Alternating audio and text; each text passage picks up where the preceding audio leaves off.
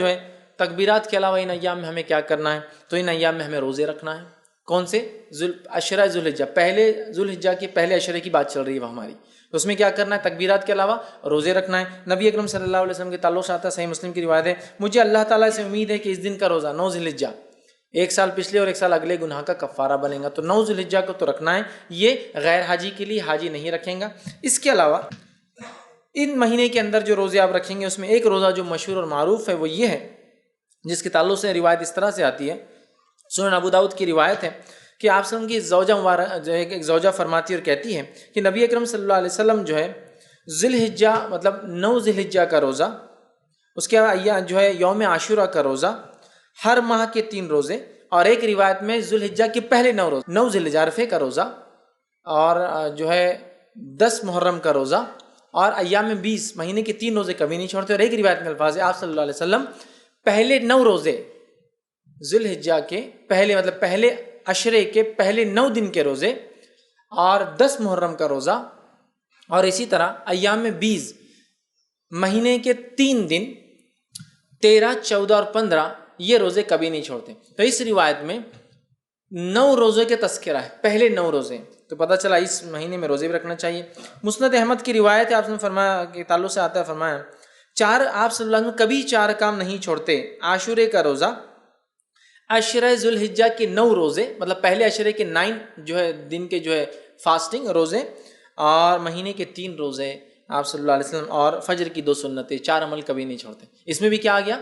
9 روزے آپ صلی اللہ علیہ وسلم کبھی نہیں چھوڑتے تھے، تو عشرہ ذوالحجہ میں روزہ بھی رکھیے، تکبیرات، روزہ 9 روزے رکھ سکتے ہیں، 9 نہ بھی ہو پائے تو کم از کم ایک تو ضرور رکھیے، عرفے کے دن کا روزہ، ٹھیک ہے، یہ بھی جو ہے اس میں عمل کرنا ہے۔ اس کے علاوہ چونکہ اس مہینے میں کیے گئے سارے اعمال افضل ہے، لہٰذا نفل نماز کا خوب اہتمام کرے۔ نفل نماز کے فائدے جو آتے ہیں صحیح مسلم کی روایت میں اس طرح سے آتے ہیں، اللہ تعالیٰ کے لیے اپنے سجدوں کو لازم کر لو، بے شک جب بندہ سجدہ کرتا ہے تو اللہ سبحانہ تعالیٰ کہ اللہ جو ہے سجدے کے ذریعے اپنی طرف تیرا ایک درجہ بلند کرتا ہے، اور اس سجدے کے ذریعے تیرا ایک گناہ مٹا دیتا ہے، اور یہ سال کے ہر وقت ہو سکتا ہے۔ تو لہٰذا یہ نفل نماز کے فضائل ہے، تو خوب ان مہینوں میں کیا کریں ہم؟ زیادہ سے زیادہ پہلے تو 9 روزے رکھنے کی کوشش کریں، کچھ نہ تو ایک نفل نمازوں میں اہتمام، فرض تو بہرحال کرنا ہی ہے، اس میں کوئی شک ہی نہیں ہے، نفل نمازوں کا کثرت سے اہتمام، اسی طرح تلاوت قرآن کا کثرت سے اہتمام، اس لیے کہ ہر حرف پہ 10 نیکی ہے، اور اس سے زیادہ کیا بہتر ہو سکتا ہے کہ ہم ذوالحجہ کے پہلے عشرے میں یہ عمل کریں جو سب سے زیادہ افضل عمل ہے، تو آپ وہ کیجئے۔ صدقہ دینا، اس لیے کہ صدقہ ایک بڑا افضل عمل ہے، صدقہ بھی دیجئے، اس لیے کہ اس 10 دن میں کیے گئے عمل سب سے افضل ہے، لہٰذا خوب جو ہے صدقہ آپ کیجئے، اور دیگر جتنی نیکیاں ہو سکتی وہ کریں، اور بالخصوص گناہ کبیرہ سے اور حرام کاموں سے اپنے نفس کو بچائے، بالخصوص گناہ کبیرہ سے اور حرام کاموں سے اپنے نفس کو بچائے، اس لیے کہ محترم اور حرمت والے مہینوں کو پاس اور لحاظ رکھنا یہی ہے کہ اس میں ہم گناہ اور معصیتیں کام نہ کریں، نیکیوں میں اضافہ کریں۔ تو جہاں ہم نیکیوں میں اضافے کی میں بات کر رہا تھا اب تک، تو یہاں گناہوں سے بچنا بھی بہت زیادہ ضروری ہے، اس لیے کہ یہ ایام میں کیے گئے اعمال سب سے زیادہ افضل ہے، لہٰذا خوب نیکی کا اہتمام کریں، اور خوب اپنی نفس کو گناہوں سے بچائے، وہ چاہے ذوالحجہ کا مہینہ ہو یا دیگر اور 3 مہینے، مطلب ٹوٹل 4 مہینے حرمت والے، ان چاروں مہینے کا احترام کرے، حرمت کا پاس و لحاظ رکھے، گناہ اور معصیت سے اجتناب کرے، بالخصوص کبائر سے اپنے آپ کو بچائے، اسی طرح نیکیوں میں اپنے آپ کو آگے بڑھانے کی ہم جو ہے خوب سے خوب جو ہے کوشش کریں، اور بالخصوص وہ اعمال ہمیں بتائے گئے ان ایام میں کرنے کے، ان اعمال کو ہم جو ہے کثرت سے کرنے کی کوشش کریں، زیادہ سے زیادہ نیکی کریں، اور زیادہ سے زیادہ گناہوں سے اپنے نفس کو اپنے آپ کو بچانے کی کوشش کریں۔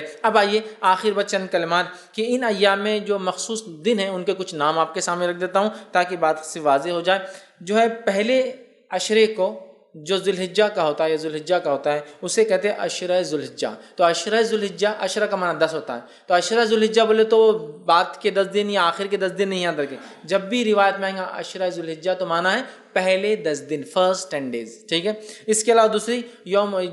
دوسرا جو ہے یوم الضحیٰ، یہ جو ہے عید الاضحیٰ کے دن کو کہتے ہیں یوم الضحیٰ۔ اسی طرح جو ہے ایک اور دن ایام معلومات، جو ہم نے ابھی دیکھا قرآن کی آیت میں جو ہے، جو سورہ حج کی آیت میں 27 میں، وہ ہے 10، 11، 12 اور 13، یہ ایام معلومات ہیں، ان کو ایام معلومات بھی کہا جاتا ہے کہ ایام معلومات مطلب 10 ذوالحجہ، 11 ذوالحجہ، 12 اور 13 ذوالحجہ۔ اسی طرح ایام تشریق 11 ذوالحجہ، 12 ذوالحجہ اور 13 ذوالحجہ کو کہا جاتا ہے۔ اسی طرح یوم عرفہ 9 ذوالحجہ کو یوم عرفہ کہا جاتا ہے۔